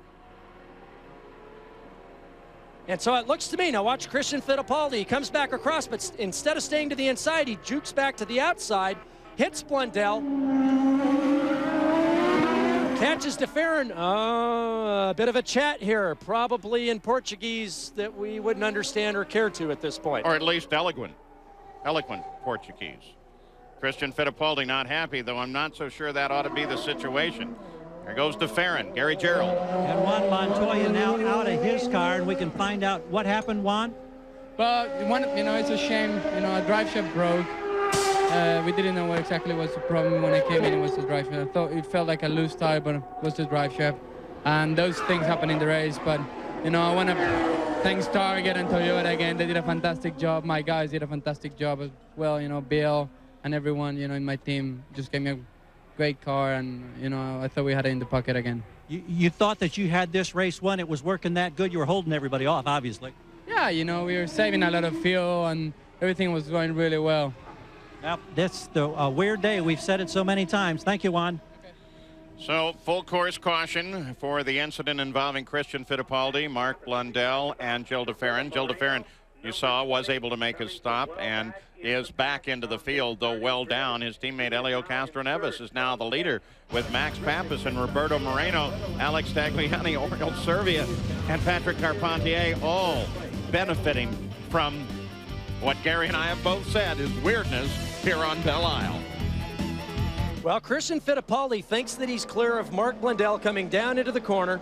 He starts to turn in, but de Ferran is right behind him, pushes him, and, well, what you have is a 3-car pileup. The innocent bystander, Mark Blundell, he was just trying to stay out of the way, let these guys come down the inside. Now watch, Christian Fittipaldi thinks he's clear, moves over when there's no room. DeFerrin right behind Christian, gets target fixation. Instead of being able to turn in and clear the corner, he's caught up in the accident as well. But that bump would have also slowed Fittipaldi a little bit early, which would have surprised DeFerrin, wouldn't it? It would have, but I think the problem is here is that under normal circumstances, I think DeFerrin should have been able to go ahead and turn to the inside and continue through the corner. So it's a multiple blame kind of problem there, Paul. Jan Beekes, how does Christian Fittipaldi see it? Well, Christian saw the replays for the very first time, and he knew about the contact with Blundell, but you said it was the secondary contact with DeFerrin that got you in trouble.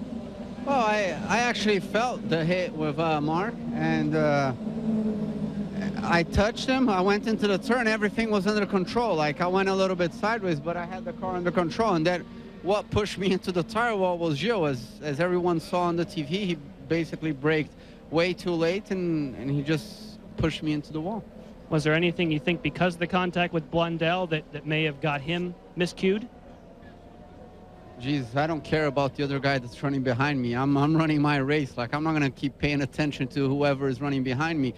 Usually, according to normal traffic rules, the guy that hits from behind is the one that has to really pay attention. Like, I don't know if I'm correct on that, but usually on a normal road, the guy that hits from behind is the one that has to pay attention. Thanks, Christian. Thank you. Well, and Christian Fittipaldi is going to suffer the largest of that because he is out of the race. Gilles DeFerrin was able to get restarted and continue on, though he is a lap behind the race in 12th place. And the basic rule is it's the responsibility of the overtaking driver to pass safely. And I think DeFerrin was in the marbles, maybe in a little too hot, trying to really get by Christian or set him up for a pass later. And, well, there you go. And that's a very good point to make. The responsibility for the pass is always with the overtaking car. So you can slam the brakes on early if you want. You take a chance when you do it, but it's the guy behind you that has to figure out how to get out of it. Ready to go. Green flag racing once again. The 64 laps are complete. As they work their way around and head back toward the green flag, here's the Budweiser Hard Charger standings after 6 of the 20 races this year. Cristiano D'Amato with 52, and Tracy, Luis Garcia Jr., and Michel Jourdain Jr. Well, fuel won't be an issue now. They've run enough under the yellow. Everybody should be able to just crank it up and go. They will push very hard because a lot of these drivers know the only opportunity that they're going to have to pass is going to be on this restart. We've said Castroneves, his car's been hooked up. They were so fast last week at Mid-Ohio. They've been fast here all weekend long. He's got some traffic in between he and his fellow competitor, Max Pappas, Moreno, Servia, that group, which is exactly what Castroneves wants. He's going to try to hoodwink Takuya Kurosawa directly behind him and get a big jump on the rest of his field right now. Yeah, Kurosawa and Guzman separate them. They come to the line. Pappas starts to the inside. He gets around Guzman. Moreno stays with him, so does Servia. Guzman wisely gets off to the left side and lets the field come through. Carpentier with a big wiggle off the back end. Now it's Kurosawa ahead. Take a look at the Carpentier attempted move as Michael locks the brakes. Oh! Comes crashing across the front end of Tagliani. Oh, and we've got a car, looks like Moreno, into the tires there, Paul. It is Moreno. Moreno is off.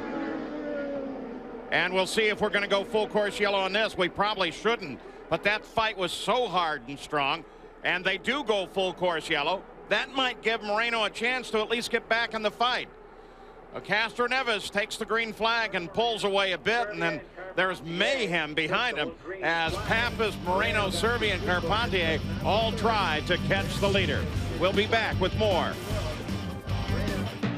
ABC Sports is getting ready to go racing in the Rockies. Buddy Lazier, Greg Ray, Al Unser Jr., and the other top drivers from the Indy Racing Northern Lights Series are ready to run in the Pikes Peak Indy 200.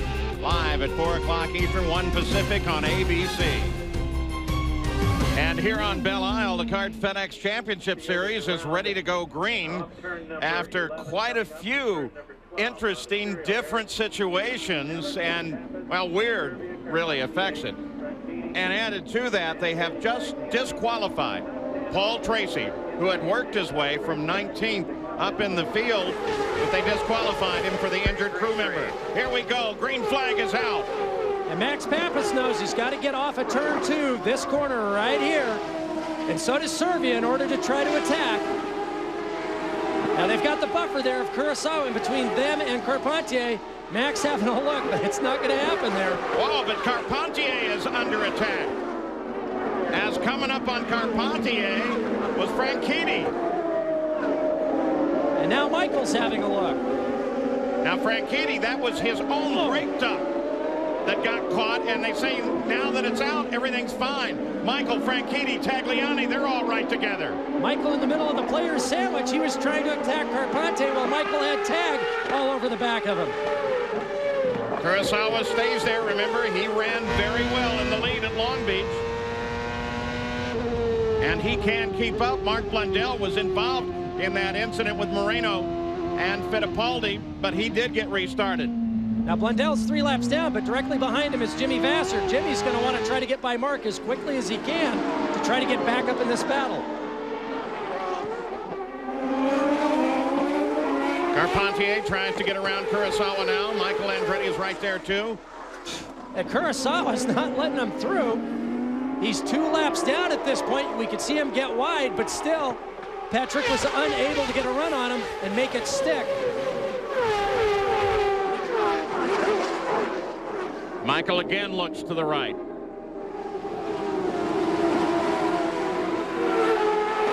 And now it looks like Patrick's got a good run on Kurosawa. Patrick has him. Tagliani takes advantage of it. Oh. And Tagliani comes inside Michael. It's never easy to get by an Andretti, and Michael intimidated him as much as he could, but Alex did a great job there, being pushed down to the inside and getting the pass done. Kurosawa tightens it up on Tagliani. Michael's coming back. Michael's coming back, but he gets bottled up behind Kurosawa. Now Michael's going to look to the right again. You know, that's some great driving from the rookie Tagliani, trying to get by Kurosawa, but keeping Michael from getting by. You got to look forward and look backwards simultaneously. That battle just ahead of Blundell. You got a good view there. Now Tagliani wants to work on Kurosawa. Kurosawa no factor in this battle. You're never more frustrated than when you're exactly in this position. I was in this exact position a few years back at Belle Isle. Had lap traffic in front, being attacked from behind. You've got to be careful not to force a bad pass. Vasser finally gets by the lap traffic of Blundell here to come join Andretti and Tagliani.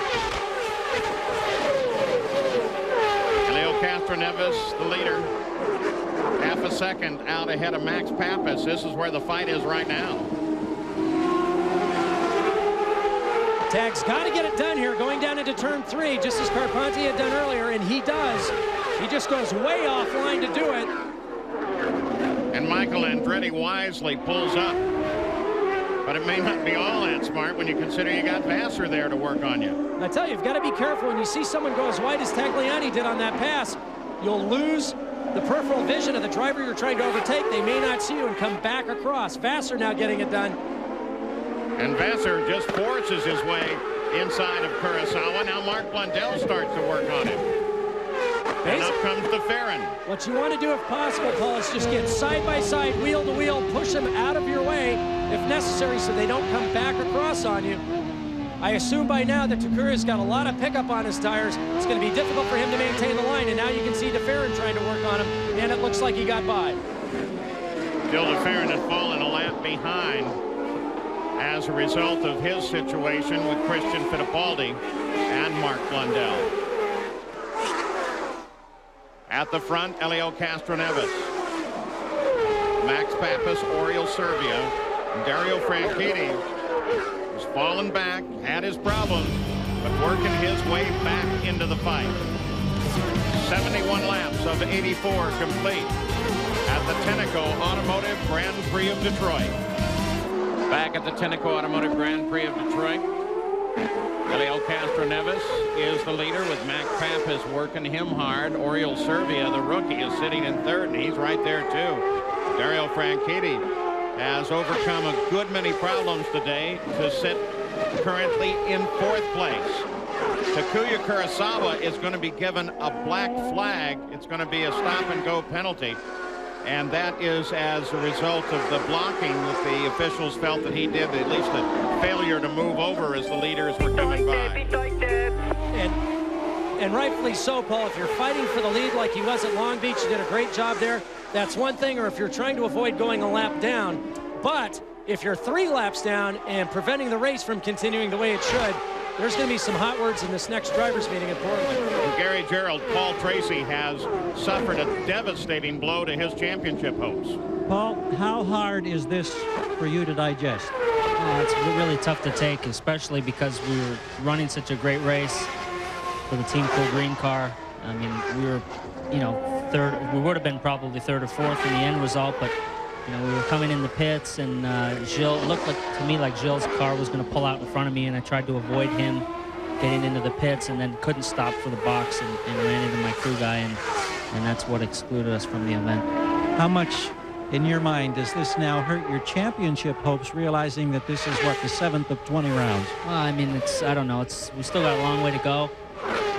We've shown we're competitive. We're just got a black cloud sitting over top of our heads right now the last 3 races, and hopefully we can shake it next week.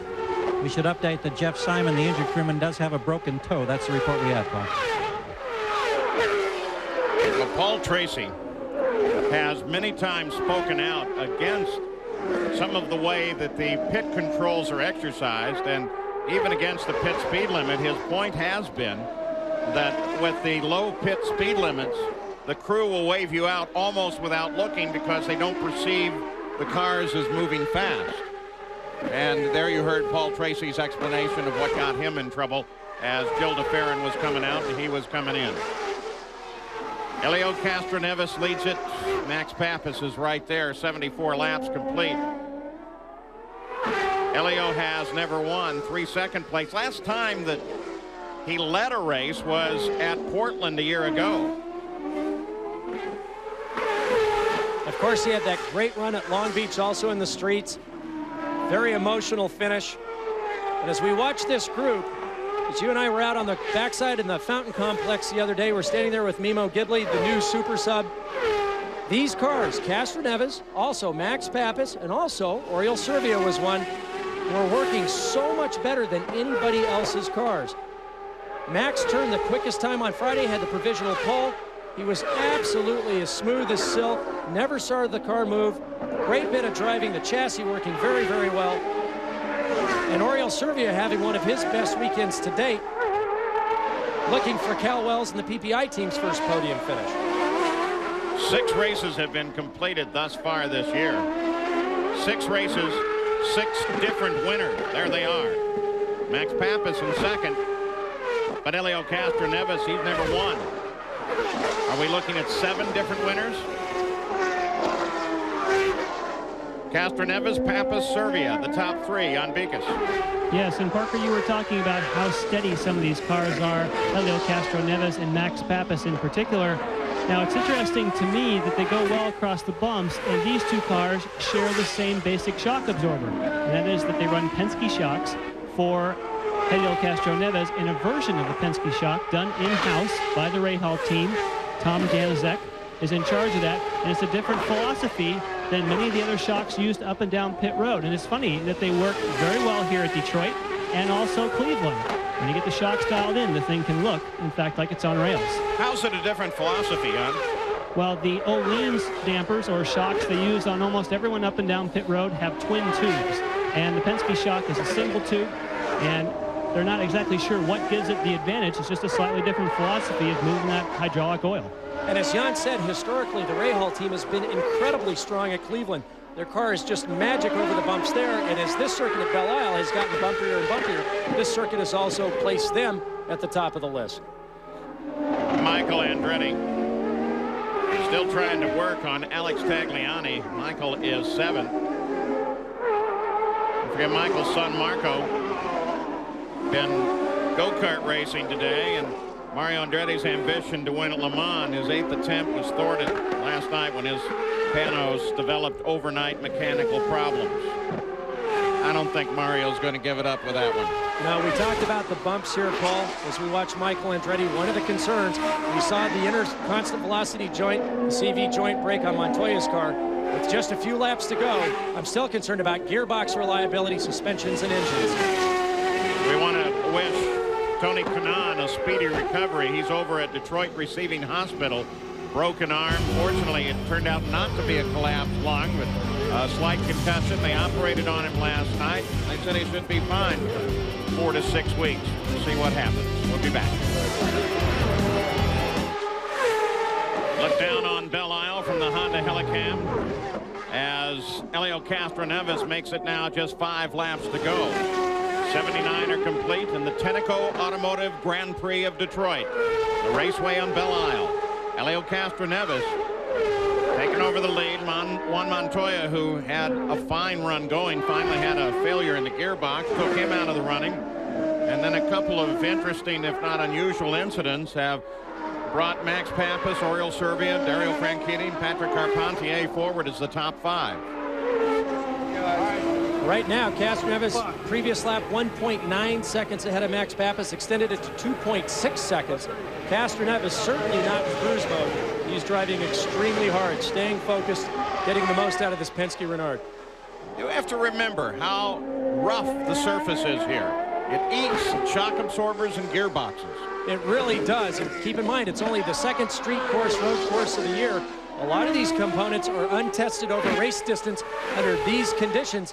That's why that suspension or the half shaft failure we saw, the CV joint failure on Montoya's car, really doesn't surprise me this early in the season. Helio Castroneves looks for his first win.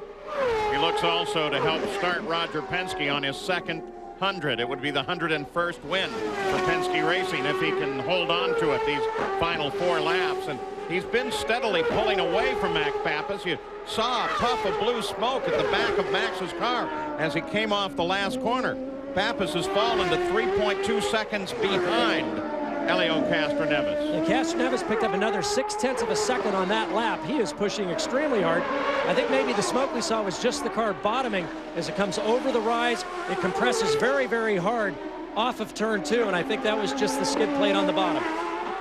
So there is Pappas. A little flash of flame on the upshift. And as Castroneves pulls away from Max Pappas has increased his lead about 1.4 seconds now over Oriol Servia. He's 9.7 seconds in total ahead of 3rd place. So no pressure from behind at this point. The only thing he can do is continue to try to push. Hopefully, Castroneves will have a mechanical problem or make a mistake. Very, very unlikely with the preparation of the Penske crew and the superior driving ability of Castroneves. Michael Andretti has pulled off the course. In the engine battle, it's Honda, Ford, Toyota, and then another Honda and 2 Fords. This is Oriol Servia out of PPI, Cal Wells' team. Cal was looking for a little ray of sunshine. This may be it. His rookie, Oriol Servia, doing a very nice job here today. And speaking of sunshine, it does shine all around the track. The clouds that may have brought us rain seem to have fallen off to the south side of Belle Isle. They're still out there, but they're not threatening here.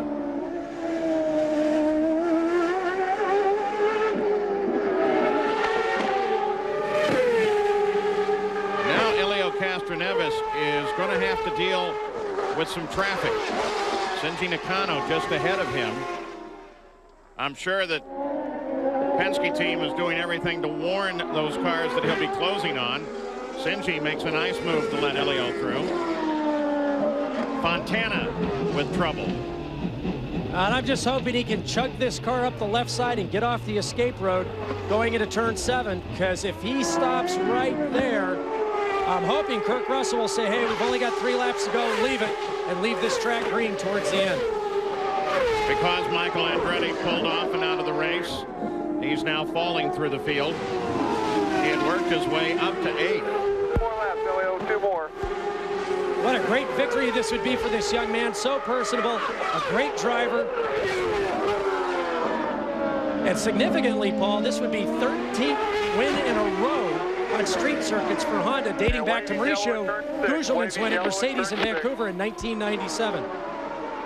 Roger Penske watching on. Tim Cindric, the team manager, talks with Helio Castroneves. He celebrates so much when he just does well. What is he going to do if he is able to score his first victory? He's come very close on a number of opportunities. He had that great battle with Michael Andretti a few years back at St. Louis. He had to restrain himself earlier in the year at Long Beach to keep from attacking Paul Tracy. So he knows that he's been so close. This could be his day. He's overcome quite a bit emotionally this weekend. He's very close friends with Tony Kanaan and was visibly shaken when he heard of Kanaan's injury just minutes before he had to go out and qualify. White flag. Helio Castroneves may in fact be on his way.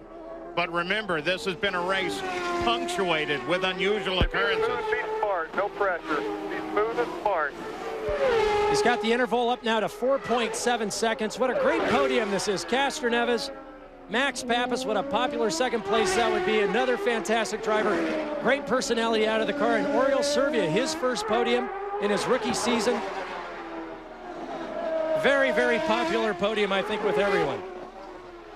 Guys, you heard Tim Cindric saying no pressure to Castroneves. Castroneves hasn't said anything on the radio the last 10 laps. I think he's going to break the silence very shortly. Well, he's on his way to becoming the 43rd driver in the 22-year history of kart to find his way into victory lane if he can only get this one final lap complete. And there is no place to rest. You may have almost a 5-second lead, but you can't make the smallest mistake here. You've got to keep pushing. It's when you start to back off, you lose concentration, and then something terrible could happen. So Castroneves now only 2 corners away from his first victory. I'd be hard put to identify a more fun-loving, outgoing, and friendly personality. How to say your name now? I know who Helio Castroneves is. Helio Castroneves Great job, buddy. Great job. has taken the Tenneco Automotive Grand Prix of Detroit, his first victory. If he could stand up and drive that car simultaneously, he would, Paul. And now he receives the congratulations from everybody on the track around him.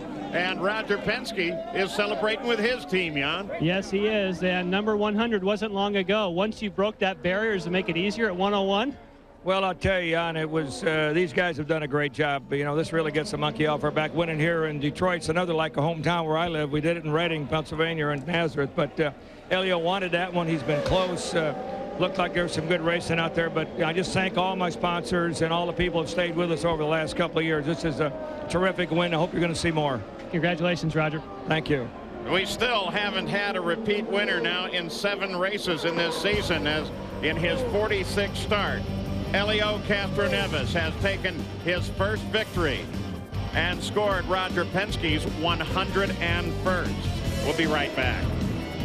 Let the celebration begin at the Tenneco Automotive Grand Prix of Detroit for Helio Castroneves. Now, as he pulled up on the front stretch to start his celebration, look at that. He shot out of the car and he ran over to celebrate with the fans. I can guarantee you this will be one of the most emotional victory speeches we've ever heard.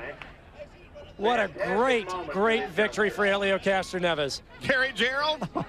This is bedlam down here. We knew it would be nothing other than that. They're trying to get him over here to the victory podium. Ina Bronin, who of course runs the Marlboro Racing program, had a surprise birthday party Friday night. Her weekend has been capped off now in great fashion. Tim Cindric, new to this team, whispering in the ear of Helio. Now his sister, who is here, who's on a cell phone, tears of joy, the change of hats. They want to get you up here on the podium where everybody can see you, Helio, but I know that you've got to be savoring this moment like none other in your racing career. He's talking to somebody here. His native country, I'm sure. It's got to be his family. We're going to follow him up here. Okay. Oh, man. You live for times like this, and we share it. And I'm not so proud that I can't admit that. As he comes to his knees in front of us here now to acknowledge the roar of the crowd, the photographers, The emotion in this man has been bottled up. We told you he hadn't said anything the last 10 laps. Elio, let's talk about this particular moment. What does it mean to break through and now savor your first victory in championship auto racing competition? I don't know how I'm feeling great. I have to thank so many people. Of course, Marlboro, Honda gave me a great engine, Firestone. Of course, I have to thank all my sponsors. But I thank you, Roger, and my family to support me. I did it. When you stopped out there and you ran and you jumped up on the fence, you were saluting the fans. What a great way to acknowledge their backing. I tell you, man, it's just me. I hope I keep all the same, and I hope all the fans still support me. I mean, I don't believe, but I believe actually because it happened. So just thank you, everybody. Thanks. In a race where so many bizarre things happened, we had a tear-off go through a turbocharger. We had a half-shaft break on another car. You had a brake duct sidelined, another guy, a pit injury.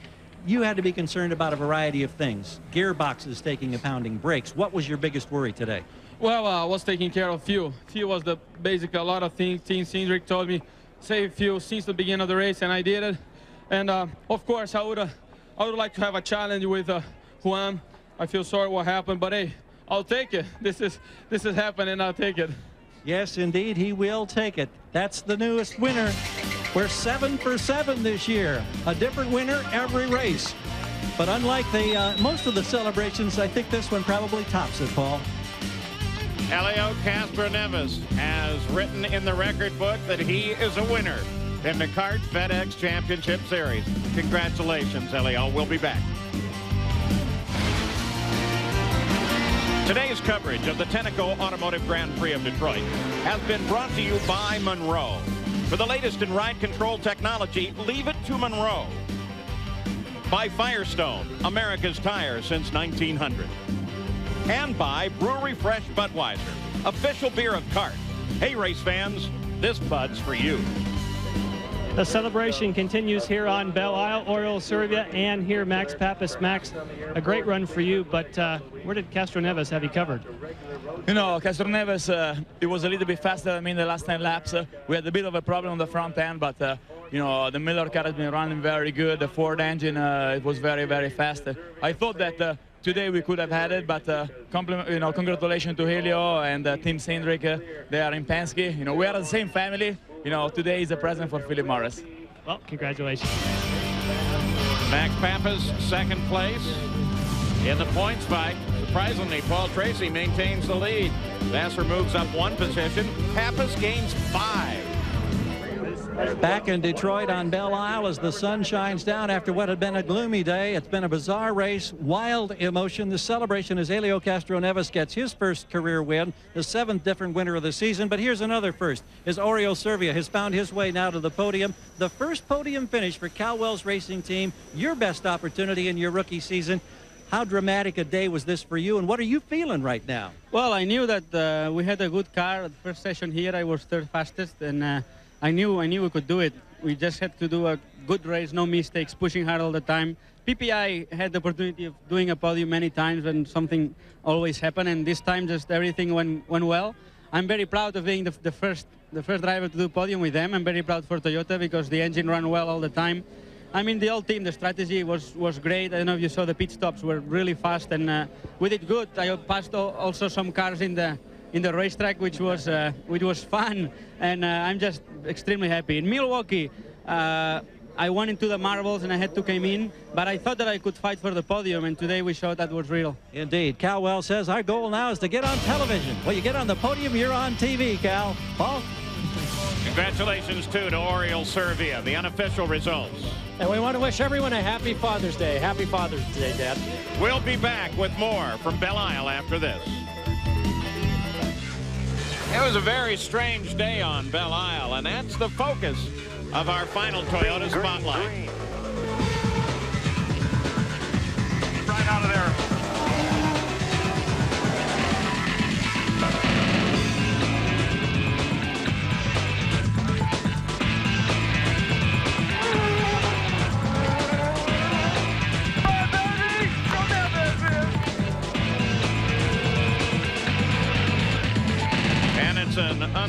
official order of finish, but pretty certain that the hugging man there has taken the victory. Elio Castroneves wins.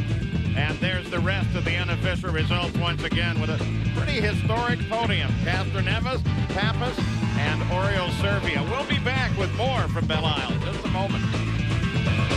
Don't forget our coverage at 9:30, 6:30 Pacific from National Trail Raceway in Columbus, Ohio, of the NHRA Pontiac Excitement Nationals. They'll load the transporters up here, and in just 1 week, we'll see you on ESPN2 for the run at Portland, the Portland 200. Of course, we'll have coverage of the qualifying as well as a warm-up session on Sunday morning. Parker's going to have a big party. I'll give you directions to his house now. You go north on the 5. That's close enough. This is, as we're going to show you the results here, this is part of the movie Champs. That's Sylvester Stallone wearing Mauricio Guzman's uniform. And with the crowd here, they're restaging the finish, so they have it for the movie. Parker, unusual day, but good day. A great day for Castroneves, Max Pappas, and Oriol Servia. So, Elio Castroneves, 46 starts. He finally takes his first win, and he does it for Roger Penske, his 101st. Coming up next, the International Ironman Triathlon. This has been a presentation of ESPN, the worldwide leader in sport. For more, log on to ESPN.com, part of Go Network, go.com, and join us next week in Portland.